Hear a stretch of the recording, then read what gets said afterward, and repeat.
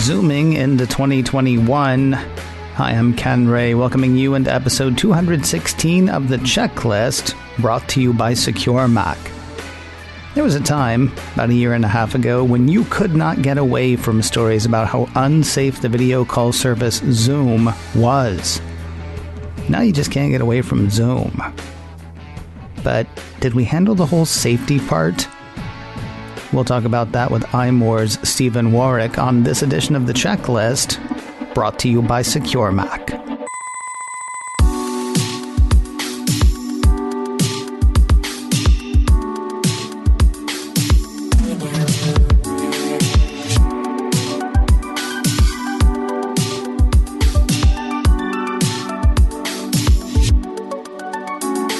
A couple of years ago, there was this really wonderful, easy-to-use video chat app called Zoom.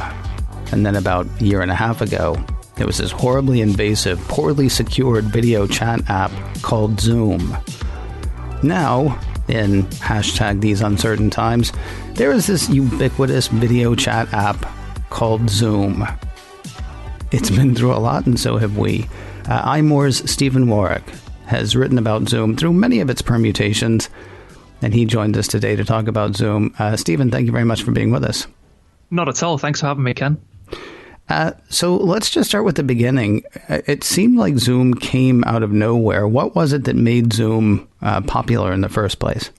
I guess the short answer, as you kind of expect, was the pandemic. So all of a sudden, people all over the world were cut off from social interaction and their working environment like never before.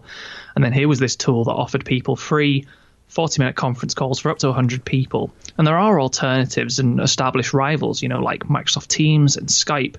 But Zoom just seemed to take on this aura and enjoyed, as you said, this meteoric rise to the point where Zoom calls became synonymous with video conferencing, a bit like how the brand Hoover became synonymous with vacuuming, at least here in the UK. And so Zoom went from 10 million users in December 2019 to over 300 million daily meeting participants by April 2020, which is absolutely wild. And compared to rivals, there are a couple of key differences. Zoom can handle larger groups better than like Google Hangouts, for instance. I know I recall GitLab talking about how they could hold meetings of more than 600 attendees without a hiccup. And Zoom sort of became part of the news cycle alongside COVID and global restrictions and almost this viral experience. People were joking about their Zoom backgrounds and what they were wearing if they were going to meetings in pajamas or their underpants and being disturbed by their pets or trying to talk whilst muted. And Zoom sort of became part of the COVID narrative that we were all living and kind of embedded itself in the collective conscience, which I imagine was certainly one of the factors behind its massive growth. And I also wonder if a lot of other options like your Microsoft Teams and Google Meets and Hangouts have very businessy connotations. And I think maybe people felt like Zoom was a great escape from the world of work. And so perfect for like a book club or a small group or, for parties and games. And so I think probably all of that combined really to create what was, as you said, this absolutely just wild increase in user base over those first few months of the pandemic. What's really weird to me is you're talking about it very much in the past year, and I had Zoom in my head as a thing that was almost as ubiquitous, I guess, 2 years ago. I guess the show that I was working on where we were using Zoom might have been a bit more bleeding edge than I realized, because we did the whole thing of, we're going to use Zoom because Zoom is the easiest thing, was the guy who was technically running the side of our show said. And then we pulled out of Zoom because all of a sudden there were all of these questions about its security or questions about its invasiveness. I mean, wasn't there an issue where Zoom was installing itself on people's machines without people actually giving that the go-ahead?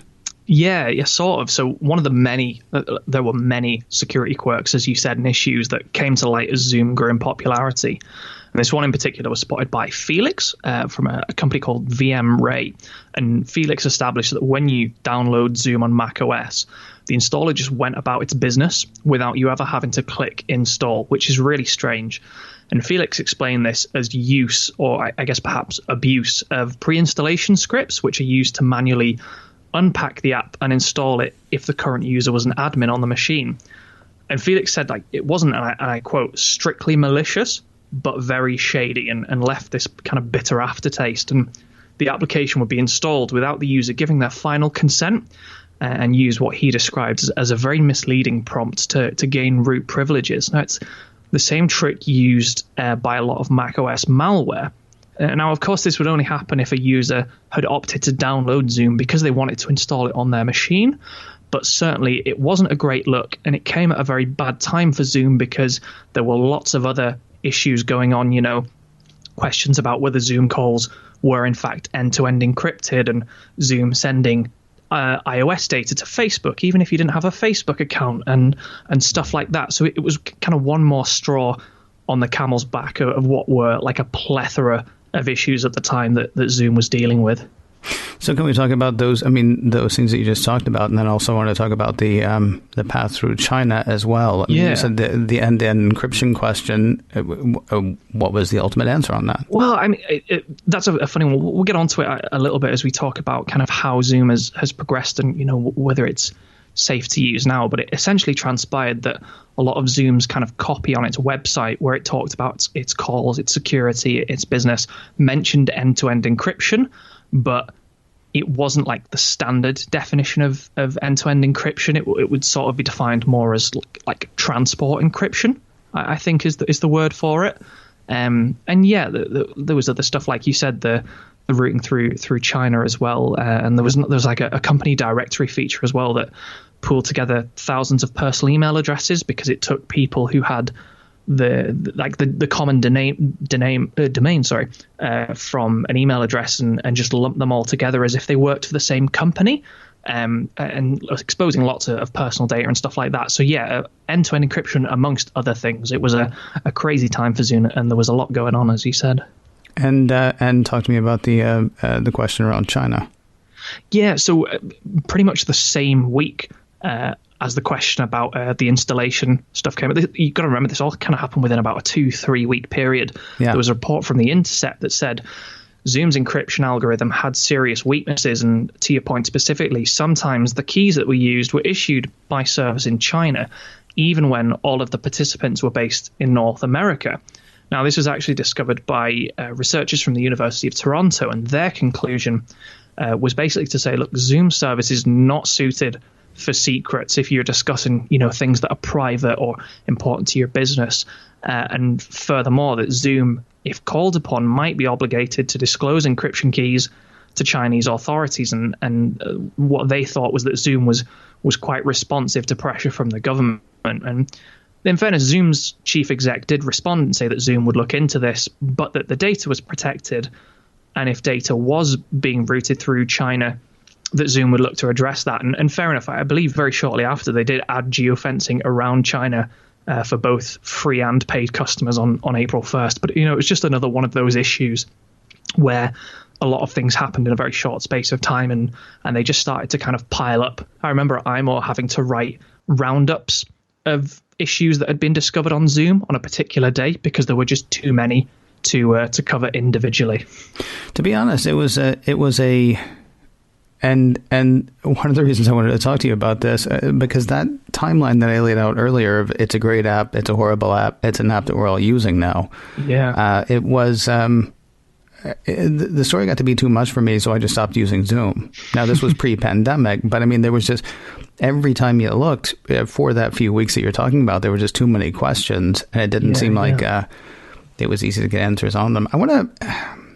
This question may ask you to make I don't even know, a philosophical judgment or whatever. And so if you'd rather not, we don't have to. We can leave it off if you want to.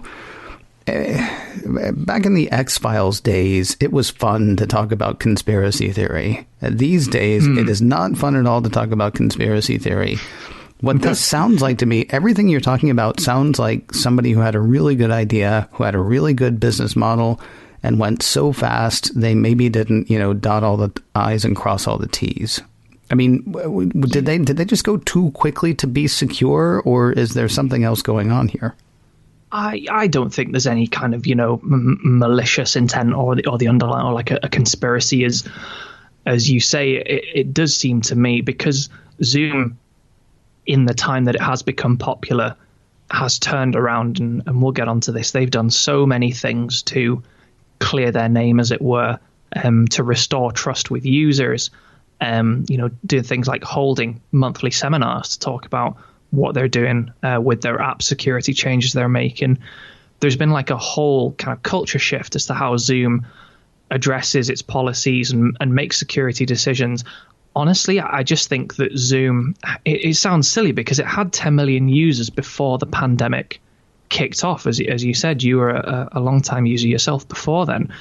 And I wonder if it just didn't have the attention or the user base to draw the kind of scrutiny that it did later on, which then brought all of these issues out into the light. So, it was once Zoom became incredibly popular, all of a sudden everybody, including cybersecurity experts, analysts, started to take interest in it, and all of a sudden discovered and a lot of these, some of the issues like Zoom bombing, for instance, were not these are not niche issues to be found in code. This is, you're having a meeting with some friends and all of a sudden like 100 teenagers turn up in your video call. Like they were obvious issues. And so I honestly think it was just a case of Zoom just wasn't ready for the influx of users like it was, and the level of scrutiny that came with that.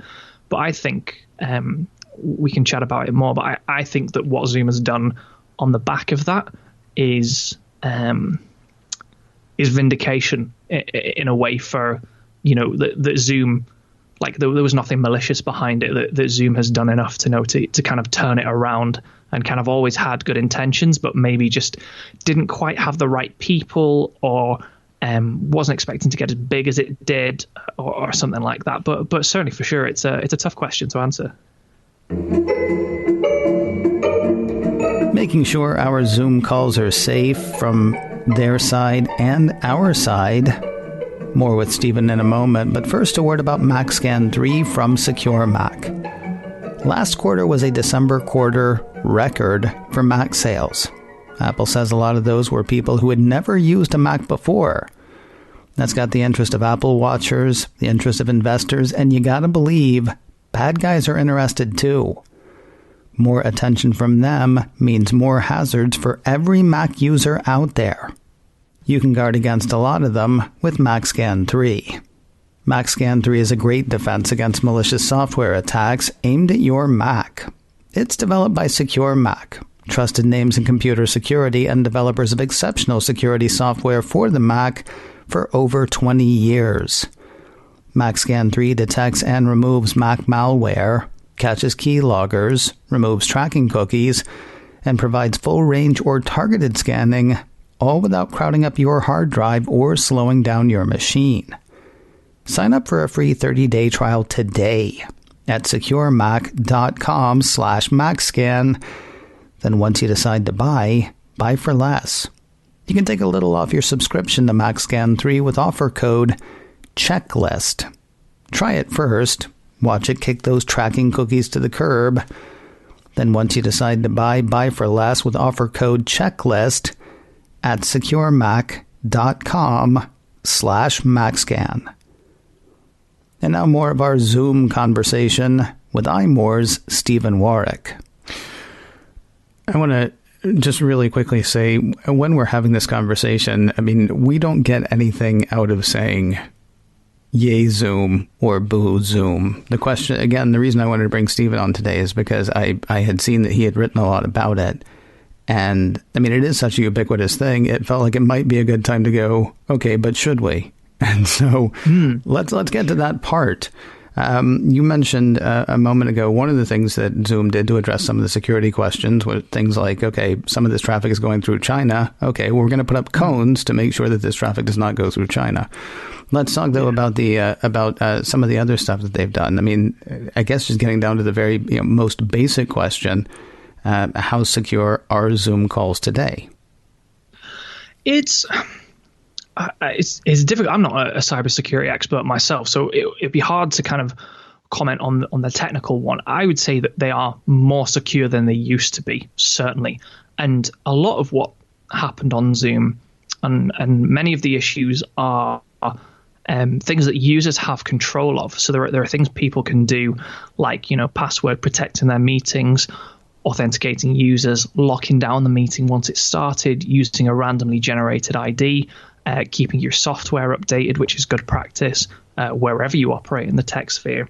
Zoom calls are now end-to-end encrypted, which wasn't always the case. The calls are no longer routed through China sometimes.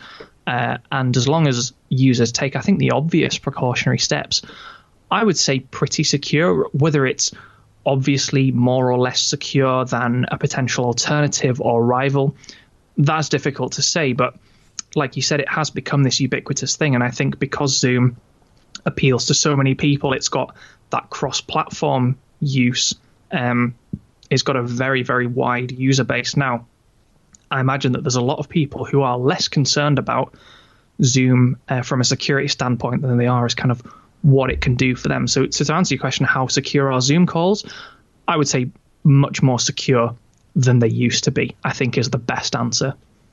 There are things too. I mean, first of all, you can't knock the ease of use. I mean, it seriously just could not be much simpler. I was actually at a Zoom party last Sunday where one person kept having trouble because she kept muting herself. Mm-hmm. But that's the user, and there's only so much that a tech company can do. Speaking of which, you talk about things like the Zoom bombing and such. That always sounded to me. And for people who don't know, Zoom bombing is you and I are in a Zoom meeting, and then suddenly somebody who shouldn't be in the meeting shows up and is disruptive. Is that the best way to describe it?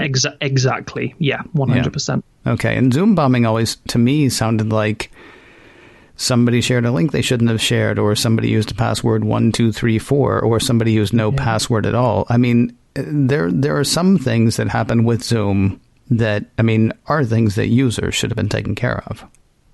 Yeah, absolutely. Zoom bombing is another one of those things, like the, talking on mute and the backgrounds that just became part of the aura of the app. And there was even, I remember this tool called ZWarDial, all one word. And that was a tool. I don't know if you know what I'm talking about. It could automatically find Zoom meetings that weren't password protected at the rate of 100 meeting IDs an hour. Just by it was like a random number generator essentially, and the tool worried Zoom so much that they thought that their password protection just didn't work. But Zoom meetings by default, new meetings, instant meetings, and meetings where you have to manually enter the ID are all password protected. And Zoom looked into this and came back and the only conclusion was that people were just simply choosing not to password protect their meetings, and so all it takes is one person with an afternoon and ZWarDial, and if your number comes up, then somebody can welcome themselves into your meeting uninvited. So yeah, absolutely. Zoom bombing was one of the things where it was a result of people choosing not to protect their meetings, rather than a shortcoming or a failure on Zoom's part. And so I feel like, that obviously is one of the answers to the last question I want to ask you today. I mean, what is it that people can do? Because even though I tried to avoid it for a while, it seems like we're all going to be using Zoom. I mean, see also Google, see also Kleenex. I mean, it's become one of those ubiquitous things. What can the individual user do to maybe make that as safe as it can be? Yeah, there's a number of things, and we've already mentioned a lot of them. And I would, if anyone's listening, I would heartily recommend an article on ZDNet. This is titled "Zoom Security: Your Meetings Will Be Safe and Secure If You Do These 10 Things," upon which I myself shall now draw heavily. And I think the by far and away the most important one, which we've already talked about, is use a password on your meeting, which should be self-explanatory. But using a password to secure your meeting is just as important as having a passcode on your iPhone or on your Mac. And not only that, only share that password only with the people that you want to attend your meeting, and you shouldn't have any other with uninvited guests. Authenticate your users. So there's an option where you create a new event and you can only allow signed in users to participate. And this is just an extra level of kind of verification so that you know who's coming into the call, because they have to have a login to attend. And it's just a really helpful measure. When you're having a Zoom meeting, think about where you're sharing the information about the Zoom meeting. Make sure it's done securely. Think who can see that information. Are you posting it in a public forum? Only share details about a Zoom meeting with the people that you want to attend, which again seems fairly self-explanatory, but it seems like people have kind of fallen foul of that before. And and not like the results. There are other settings as well. Join before host, for instance. This is a feature that means the meeting won't accept any participants until you, the host, have arrived.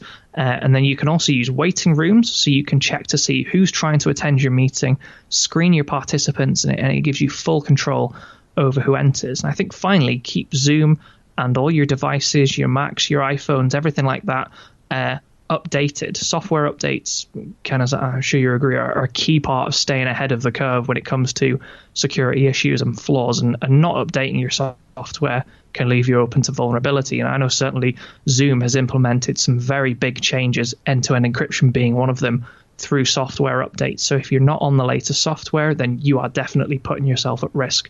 Do all of this and you'll be definitely on the way to making your Zoom calls as secure as they can possibly be.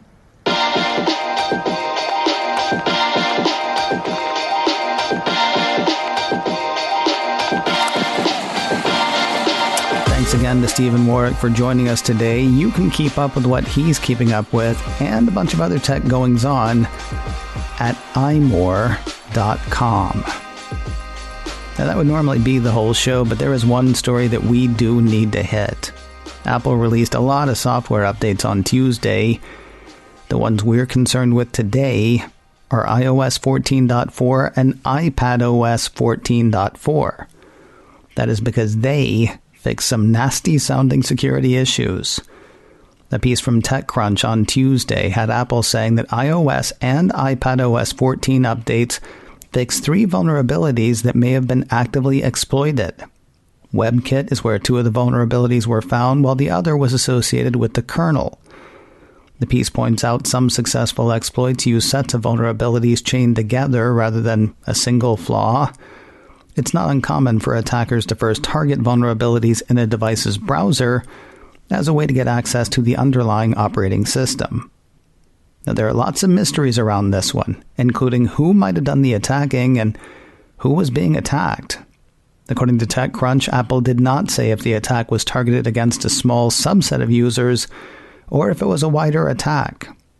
In the absence of details, the piece says iPhone and iPad users should update to iOS 14.4 as soon as possible. Now, if you know me, you know I like to wait a few days before updating my operating systems. And I updated these the day the update was available, because this sounds like no joke.